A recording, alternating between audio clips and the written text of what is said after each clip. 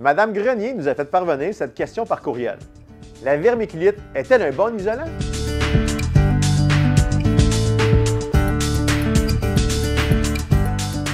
Si la vermiculite a été analysée et qu'elle est exempte de fibres d'amiante, il n'y a pas de problème à avoir ce type d'isolant.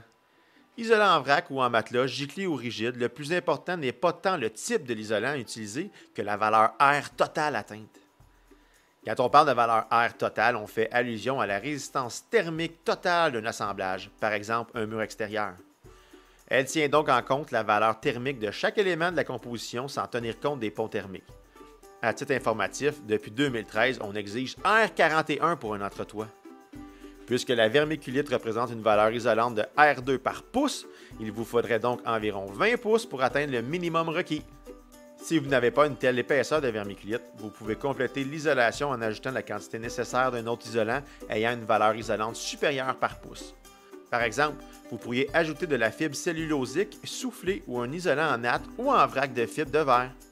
Mais avant d'effectuer les travaux d'isolation, n'oubliez pas de vous inscrire au programme Réno Climat et vous pourriez bénéficier d'une aide financière selon certaines conditions.